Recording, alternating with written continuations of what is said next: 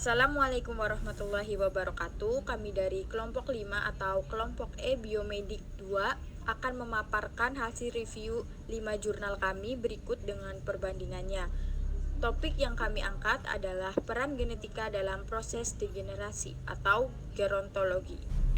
Anggota kelompok kami yaitu terdiri dari Saya Frederika Putri Valenciana dengan NIM akhir 030.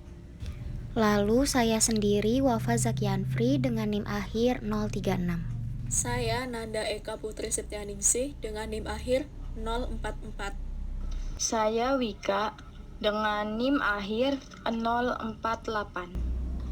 Untuk jurnal pertama yang kami review dengan judul Genetic Factors Associated with Age-Related Macular Degeneration. Yang pertama adalah identitas. Jurnal ini ditulis oleh Nicolas Levezil, Julien Thieleau, Nathalie Puch, Jennifer Zerbib, Frank Lelum, Joseph Gourquez, dan Eric Hassewit, dan diterbitkan dalam jurnal Ophthalmology tahun 2010, volume 226, edisi 3 dengan halaman 87 sampai dengan 102. Yang kedua adalah abstrak. AMD merupakan penyakit yang kompleks. Artikel ini menekankan pada dampak klinis dari faktor genetik terutama pada gen pelengkap H dan 10q26 lokus serta dampak ke depannya. Yang ketiga adalah latar belakang. AMD adalah penyebab utama kebutaan. Prevalensinya ditentukan oleh drusen dan perubahan pigmen di area makula. Penyebab penyakit ini berhubungan dengan faktor genetik serta lingkungan. Tinjauan ini untuk menganalisis pengaruh genetik dan dampak faktor genetik pada AMD. Yang keempat adalah metode. Menggunakan metode kualitatif karena penulis menggunakan metode studi dan membandingkan antar studi tersebut. Selanjutnya adalah hasil. Studi genetik yang dilakukan dengan menggunakan analisis agregasi keluarga dan studi kembar, studi segregasi, analisis hubungan, pendekatan kandidat gen, dan studi asosiasi genome-wide.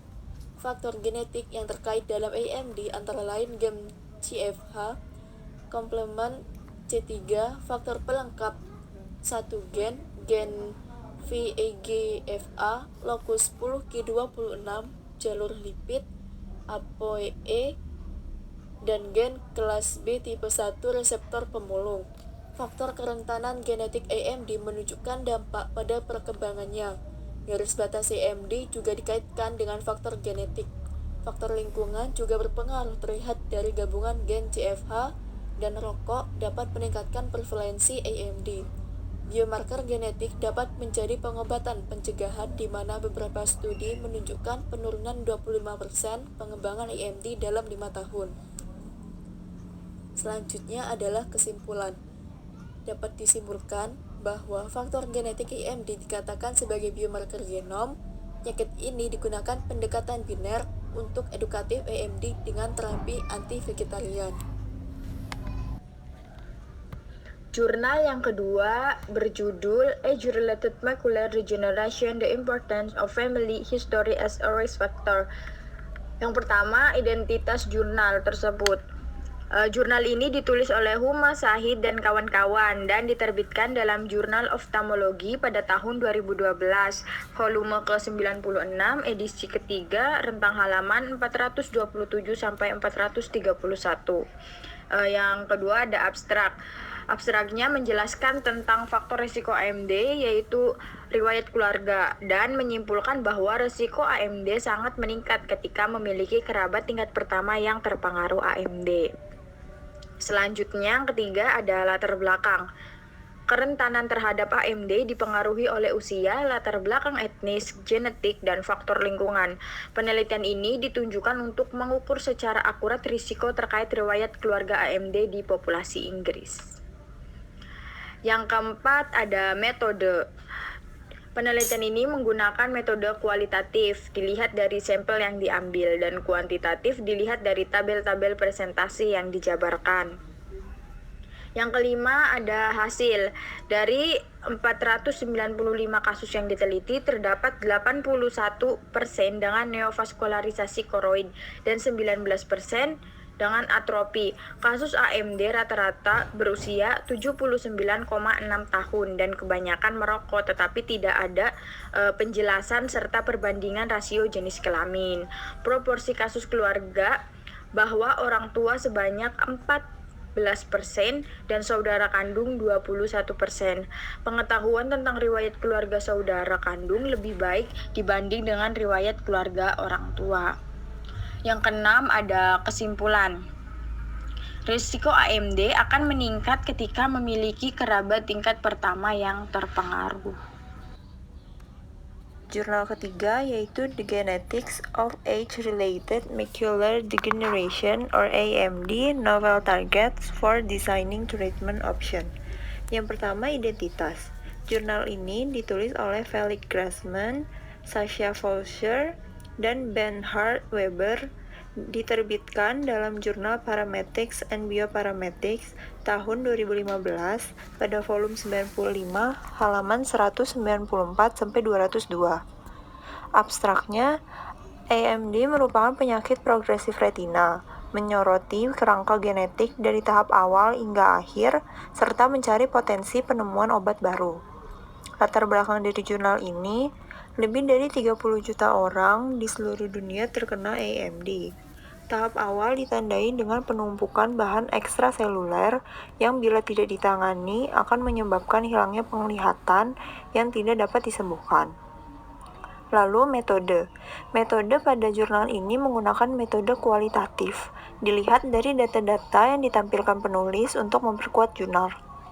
Hasil dari jurnal ini adalah asosiasi genetik AMD pertama dilaporkan tahun 1997. Lalu pada tahun 1998, terdapat hubungan antara AMD lanjut dengan varian baru dalam gen.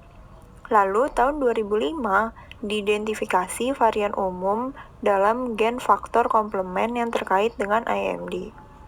Uji klinis saat ini bertujuan untuk menekan peradangan lokal dengan menghambat aktivitas komponen di retina. Untuk mencegah perkembangan tahap awal hingga akhir AMD, kemajuan suplementasi vitamin saat ini sedang dievaluasi. Strategi lainnya dengan mengurangi ukuran drusen di tahap awal menggunakan intervensi laser LX 2RT nanosecond. Lalu kesimpulan dari jurnal ini adalah temuan paling relevan untuk memahami mekanisme patogenesis mungkin berguna untuk mengidentifikasi pilihan pengobatan di tahap awal. Selanjutnya, jurnal yang keempat yaitu Genetic Factor of Age-Related Macular Degeneration. Yang pertama ada identitas, di mana jurnal ini ditulis oleh Jing-Seng Tuo, Christine M. Bojanowski, dan Chi Chao Chan. Di mana jurnal ini diterbitkan tahun 2004 dengan volume ke-23 halaman 229 hingga 249.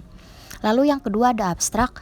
Meski etiologik dan patogenesis AMD ini masih belum diketahui, tetapi interaksi kompleks antara faktor genetik dan lingkungan diperkirakan ada.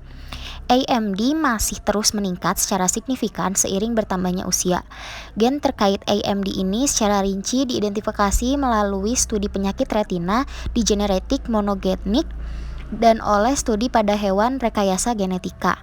Yang ketiga adalah latar belakang, di mana etiologi AMD ini sampai saat ini masih sulit untuk dipahami. Selain faktor usia, merokok dan diet juga dikenali sebagai faktor resiko dari AMD ini. Difungsi RPE yang dimediasi oleh zat antara oksigen reaktif juga telah disarankan sebagai kemungkinan penyebab dari AMD ini. Selanjutnya ada yang keempat, metode jurnal ini menggunakan metode kuantitatif dan kualitatif. Metode kualitatif dapat dilihat dari interpretasi data-data dan teori yang dianggap relevan. Lalu metode kuantitatif dapat dilihat dari pengambilan sampel pemindaian genom anggota keluarga. Lalu hasil dari jurnal ini, AMD lebih lazim pada orang dengan pigmentasi lebih sedikit. Lalu faktor keturunan juga berperan dalam perkembangan AMD ini. Sekitar 20% pasien AMD memiliki riwayat keluarga yang positif. Meskipun ada beberapa gen yang telah diidentifikasi sebagai penyebab pada fenotip penyakit makula manusia, tapi tidak ada satu pengecualian yang mungkin ditemukan terkait AMD. Lalu kesimpulan dari jurnal ini, lokus AMD yang diperoleh dari pemindaian genom hanya mencakup sebagian kecil dari gen yang diidentifikasi. Varian urutan dalam gen yang diidentifikasi dari gangguan retinal dan makula monogenik belum terbukti terkait AMD. Jurnal yang terakhir yaitu Nature and Nurture Genes and Environment Predict Onset and Progression of Macular Degeneration. Yang pertama ada identitasnya, yaitu jurnal ini ditulis oleh Lucia Sobrin dan Johanna M. Seddon dan diterbitkan pada tahun 2014 dengan volume 40, halaman 1 sampai 15. Selanjutnya adalah abstrak. Banyak faktor yang dapat menimbulkan penyakit AMD baik lingkungan maupun genetik. Studi asosiasi genom mengungkapkan banyak varian umum yang berhubungan dengan AMD, sehingga berdampak kuat pada penyakit. Lalu, untuk faktor lingkungan dapat terjadi selama 25 tahun terakhir sehingga dapat berkembang dalam bentuk AMD lanjut. Lalu yang ketiga adalah latar belakang.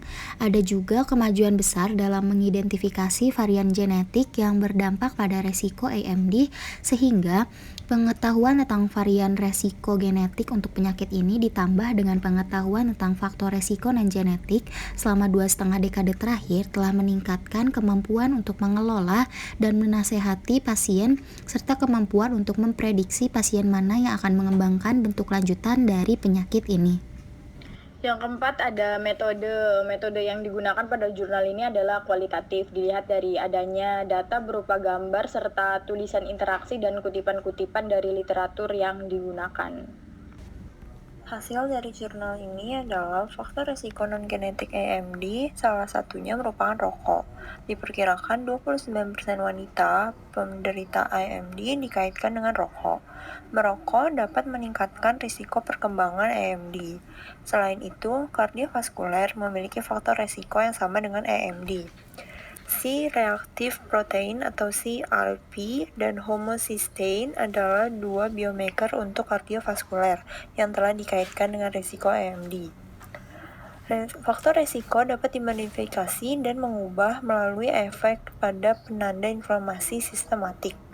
Lalu terdapat faktor risiko genetik yang berusaha ditemukan menggunakan keterkaitan analisis seperti kromosom 1q25-31 dan 10q26. Yang terakhir adalah kesimpulan.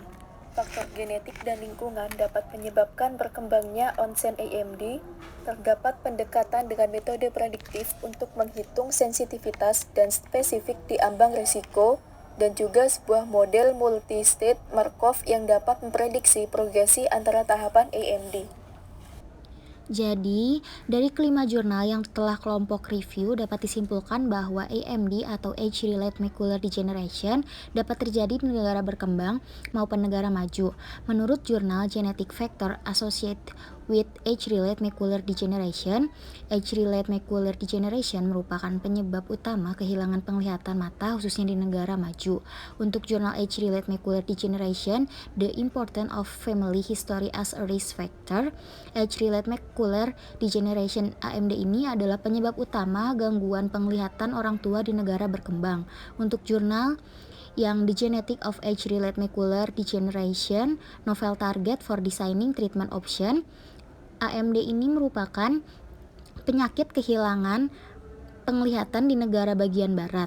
Untuk jurnal The Genetic Factor of Age-Related Macular Degeneration, AMD sendiri merupakan penyebab utama gangguan penglihatan di negara maju. Dan terakhir, jurnal Nature and Nurture Genes of Environment Predict Onset and Progression of Macular Degeneration, bahwa AMD ini merupakan penyebab utama kehilangan penglihatan mata uang, umumnya terjadi di Amerika Serikat. Dari perbedaan tersebut dapat terjadi karena perbedaan usia, faktor lingkungan, dan faktor genetik yang ada. Dari hasil mereview kelima jurnal dapat diketahui bahwa penyebab utama Age-Related Macular Degeneration atau disingkat AMD disebabkan oleh beberapa faktor. Yang pertama ada faktor lingkungan. Salah satu faktor lingkungan yang timbul adalah kasus merokok. Merokok dapat menyebabkan tingginya risiko perkembangan AMD. Tidak hanya merokok, faktor makanan termasuk antioksidan dan asupan lemak juga mempengaruhi tingginya perkembangan AMD. Sedangkan faktor genetik yang dimaksud adalah faktor keturunan. Karena menurut studi kasus yang ada, menemukan bahwa prevalensi AMD lebih tinggi di antara keluarga dengan kasus AMD dibandingkan dengan keluarga kontrol strategi pencegahan. Pengobatan yang dipersonalisasi dan pengobatan individual dapat dilakukan sebagai upaya perawatan tiap individu. Selanjutnya untuk saran, selain itu untuk menjaga dan merawat penglihatan agar terhindar dari tingginya pengembangan AMD adalah dengan mengatur gaya hidup yang mencakup pola makan sehat, aktivitas fisik, pengendalian berat badan, dan menghindari merokok dapat menurunkan resiko peningkatan age-related macular degeneration atau IMD. Tak hanya itu, terdapat pendekatan-pendekatan yang dapat dilakukan seperti pendekatan biner dengan menggunakan 2 terapi anti-vegetarian. Untuk pendekatan lainnya akan diteliti lebih lanjut dengan memperhatikan genomik sehingga perawatan individu tercapai. Selain itu, edukasi juga perlu dilakukan kepada keluarga, baik keluarga dengan kasus AMD maupun keluarga kontrol. Jika kita memberikan edukasi mengenai patofisiologi atau mekanisme patogenesis, dapat meningkatkan pemahaman mengenai faktor resiko peningkatan AMD sehingga AMD ini dapat kita cegah dan dapat berguna untuk mengarahkan keluarga dalam mengidentifikasi pengobatan maupun kasus lebih awal dari sebelumnya. Sekian pemaparan dari kelompok kami. Terima kasih atas perhatiannya. Kurang lebihnya mohon maaf. Wassalamualaikum warahmatullahi wabarakatuh.